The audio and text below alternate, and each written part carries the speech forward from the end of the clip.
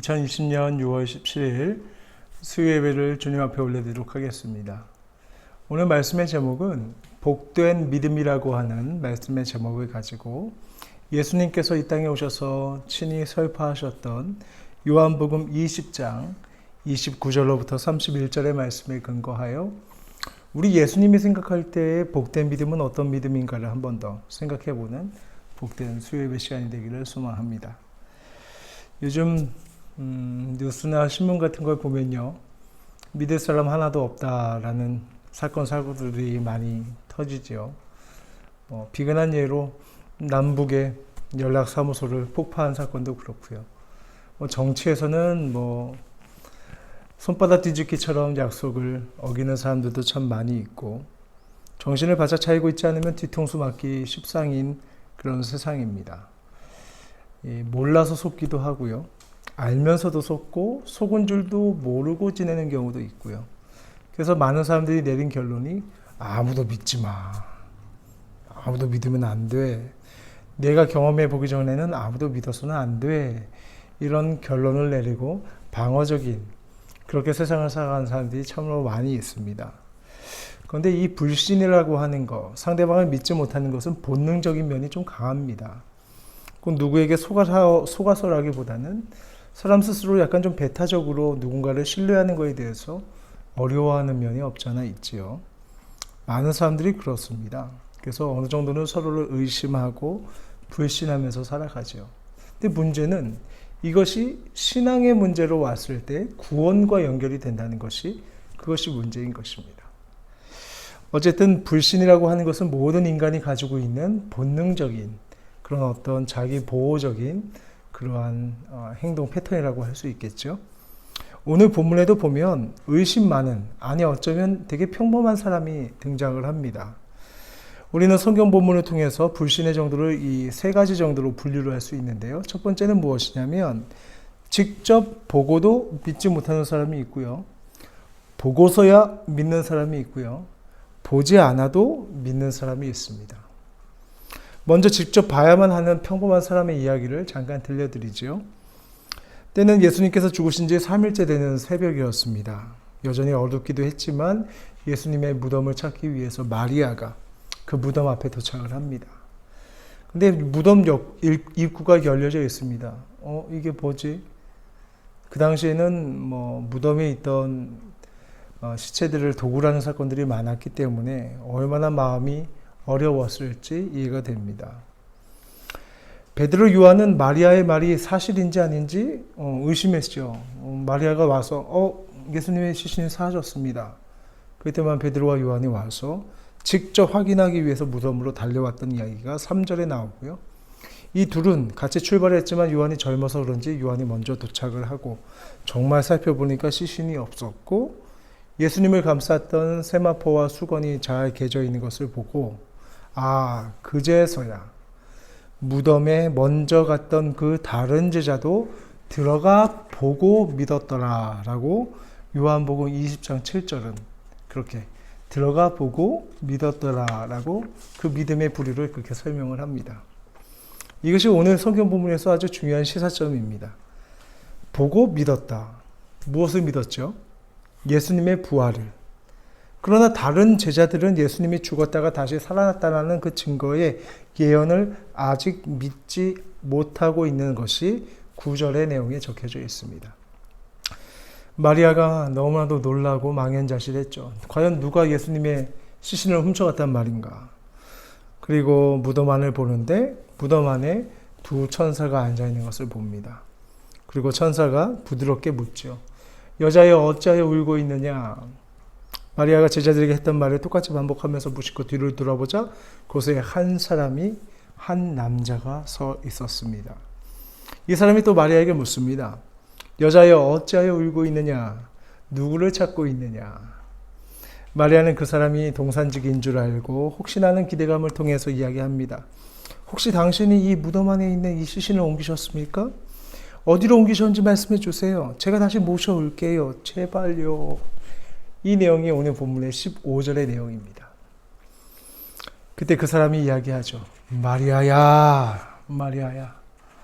그제서야 마리아는 그 사람이 부활하신 예수님이시라는 걸 알고 예수님의 바짓가랑이를 붙잡고 이야기하시죠. 너무나도 기쁜 그런 표현을 합니다. 그러자 예수님께서 마리아에게 18절에 이렇게 얘기합니다. 가서 제자들에게 나를 만난 사실을 전하여라.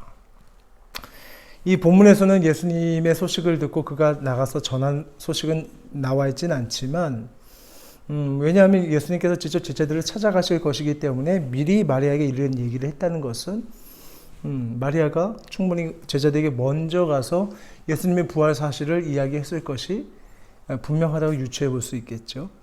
그런데 제자들은 그 말을 믿지 않았던 것 같습니다.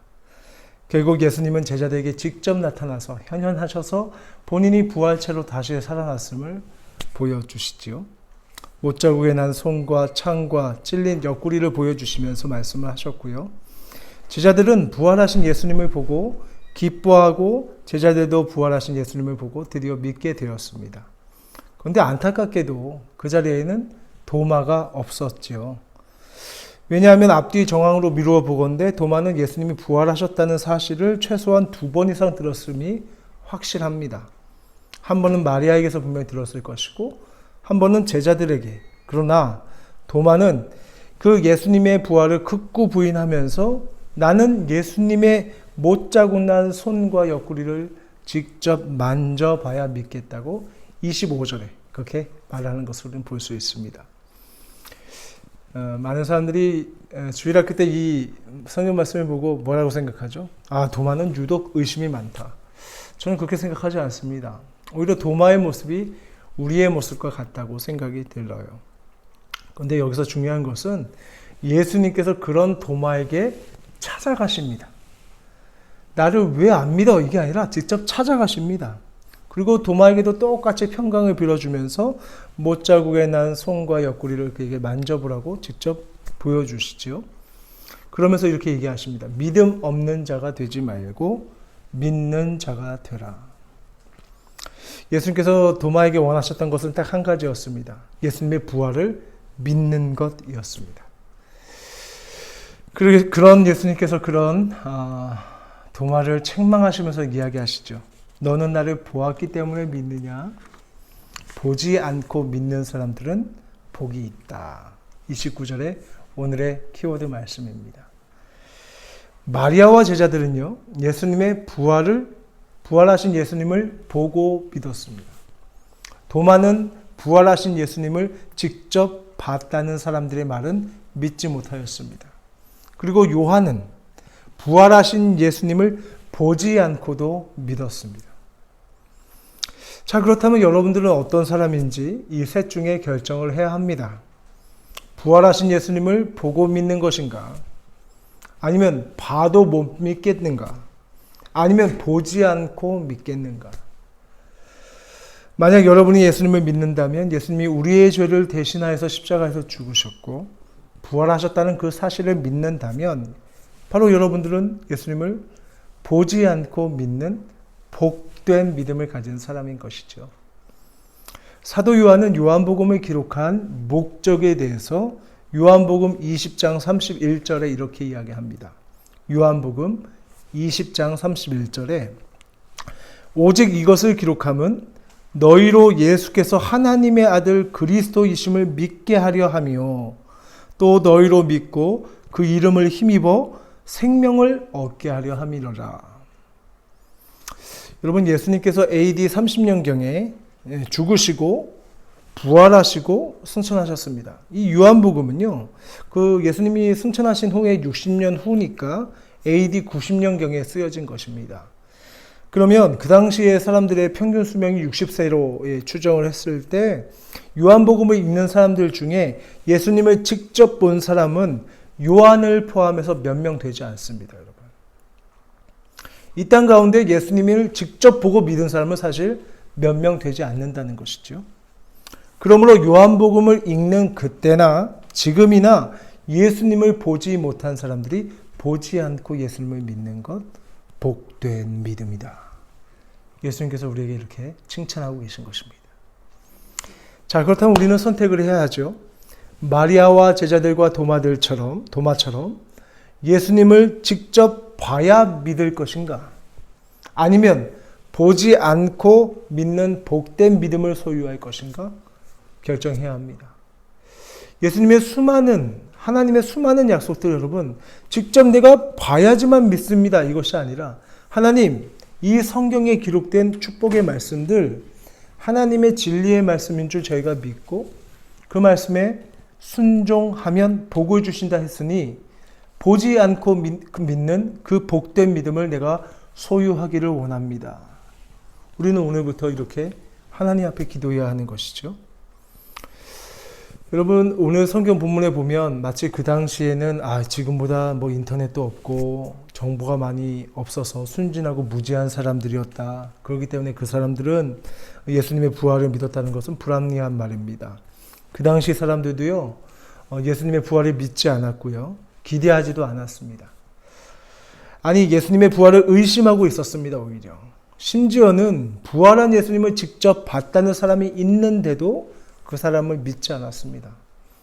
여러분들 어떠신가요? 주위에서 이렇게 소문 같은 거 돌면 내가 보고 확인하기 전에는 나 절대 그거 안 믿어, 이런 자세를 취하시는 분들도 많이 계시죠.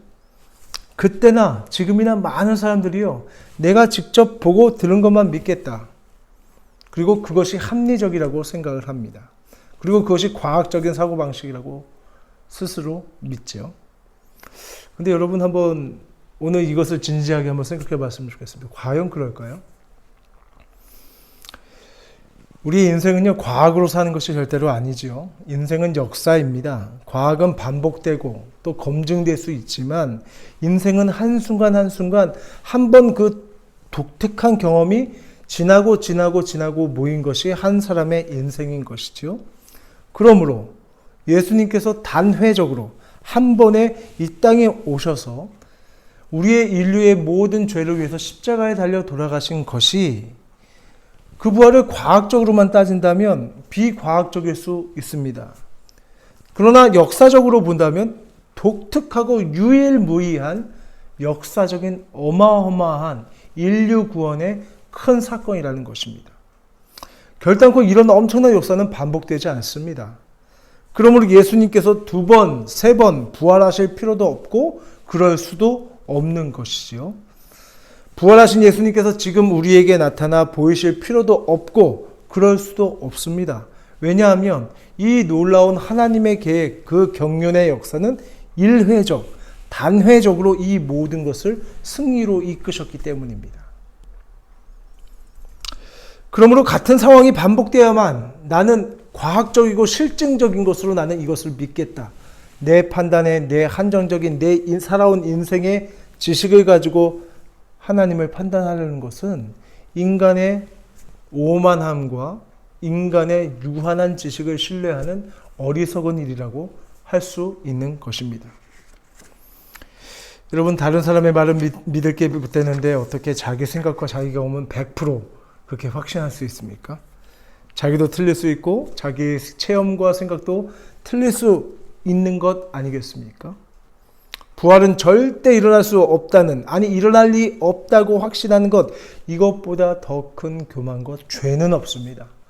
왜냐하면 하나님께서 이 땅을 만드시고 이 땅을 만드시면서 희생하셨던 가장 소중한 것, 자신의 독생자 아들의 생명을 버리시기까지 하면서 너희가 이거 안 믿으면 이것은 죄야, 믿지 않는 것이 죄야 라고 명확하게 이야기하셨는데, 세상에 있는 많은 사람들은 뭐라 그러죠? 착하게 살면 되지, 그러면 되는 거야. 그렇지 않습니다. 물론 무턱대고 아무거나 믿는 그런 사람들도 미련합니다. 불신사회를 살아가는 지혜는 아무것도 믿지 않는 것이 아니라 무엇을 믿어야 할까 정확하게 파악하고 있는 것이죠. 우리가 세상을 살아가면서 믿어야 할 것이 무엇인가? 신뢰하고 의지할 것이 무엇인가? 여러분, 잘 생각해 보면요, 결론은 하나입니다. 하나님의 말씀입니다. 하나님의 말씀을 믿으시기 바랍니다. 때로는 말씀이 우리에게 가혹한 믿음의 실현을 요구하기도 합니다. 과학적으로는 이해할 수 없고요, 상식적으로는 납득이 가지 않지만 그래도 주님은 우리에게도 그래도 믿겠느냐라고 여쭙습니다. 도마에게 나타나서 그의 믿음을 꾸짖지 아니하시고 직접 그에게 부활을 믿는 것이 소중한 것을 드러내셨던 것처럼 말이죠. 이때 우리는 성경을 믿고 성경을 기록하신 성부 하나님을 믿고 성경 말씀을 친히 이루신 성자 예수님을 믿어야만 합니다. 또한 예수님께서 부활 승천하시고 보혜사 성령으로 우리 안에 내주하사 그 살아 역사하시는 성령님을 믿어야 합니다. 곧 성부, 성자, 성령 이 삼위일체의 하나님의 역사를 우리가 믿고 나아가는 것이 신앙생활인 것입니다. 성경은 분명히 얘기합니다. 보지 않고 믿는 사람이 복되다. 여러분 아직도 예수님이 짠 하고 나타나서 여러분에게 누구야? 라고 이야기하길 기다리고 계십니까? 보지 않고 믿는 사람이 복되다. 왜 이 말씀을 하셨을까? 목사님, 예수님 그렇게 말씀하신 거 알겠는데요. 저한테만큼은 특별 계시로 나타났으면 좋겠어요. 모든 사람의 마음이 그렇죠. 하지만 예수님께서 이야기합니다. 보지 않고 믿는 믿음이 복된 믿음이다. 보지 않고 믿는 그러한 복된 믿음을 소유하시길 주님의 이름으로 축원드립니다. 요한복음 20장 29절에 주의 음성을 다시 한번 들려드립니다. 예수께서 이르시되 너는 나를 본고로 믿느냐? 보지 못하고 믿는 자들은 복되도다 하시니라. 요한복음 20장 29절에 우리 예수님께서 우리에게 하시는 말씀입니다. 믿음의 선배들의 본을 따르기를 소망합니다. 믿음은 바라는 것들의 실상이요 보이지 않는 것들의 증거니 선진들이 이로써 증거를 얻었느니라. 아멘. 히브리서 11장 1절 2절 말씀입니다. 오늘 말씀을 마무리하면서 우리가 기억해야 할 찬양이 하나 있습니다. 이 눈에 아무 증거 아니 배어도 믿음만을 가지고서 늘 걸으며 이 귀에 아무 소리 아니 들려도 하나님의 약속 위에 서리라. 걸어가세 믿음 위에 서서 나가세 의심 버리고 걸어가세 믿음 위에 서서 눈과 귀에 아무 증거 없어도. 아멘입니다. 예수님께서는 보지 않고 믿은 요한과 요한복음을 2020년도에 읽고 있는 당신의 독자들과 또 우리를 칭찬하고 있습니다. 복된 믿음이다. 그 믿음을 지속하여라. 성경을 믿고 예수님을 믿으십시오. 그리고 성경이 그 예수님을 드러내고 있습니다. 성경 속에서 예수님을 발견하고 만나고 마침내는 나의 주님, 나의 하나님이라고 고백할 수 있는 단계까지 나아가는 그러한 복된 믿음을 가진 세계로 교회 성도님들로 함께 지어져 나갈 수 있게 되길 주님의 이름으로 축원드립니다. 기도하겠습니다. 참 좋으신 하나님 감사합니다. 예수 그리스도의 그 말씀을 진리로 보지 않고 믿을 수 있는 복된 믿음을 우리에게 허락하여 주시옵소서. 하나님께서 성경에서 약속하신 수많은 축복의 말씀들, 우리가 그 말씀을 진리로 믿어 그 믿음 가운데 하나님 앞에 순종함으로 그 달콤한 순종의 소산을 우리의 삶 가운데 누릴 수 있도록 우리에게 복된 믿음 더하여 주시옵소서. 의심과 불안과 염려 가운데 하나님의 귀한 말씀을 등한시하지 않게 도와주시고 새롭게 지어져가는 리모델링 되어지는 우리 세계교회 제2기는 더욱더 예수 그리스도의 복음의 말씀을 굳게 믿어 그 믿음의 말씀, 그 언약의 말씀에 굳게 세워져가는 복된 교회, 복된 가정, 복된 영혼들 될 수 있도록 주님 마음껏 축복하여 주시옵소서. 믿음의 주여 우리를 온전하게 하시는 예수 그리스도의 이름으로 감사하며 기도 올립니다. 아멘.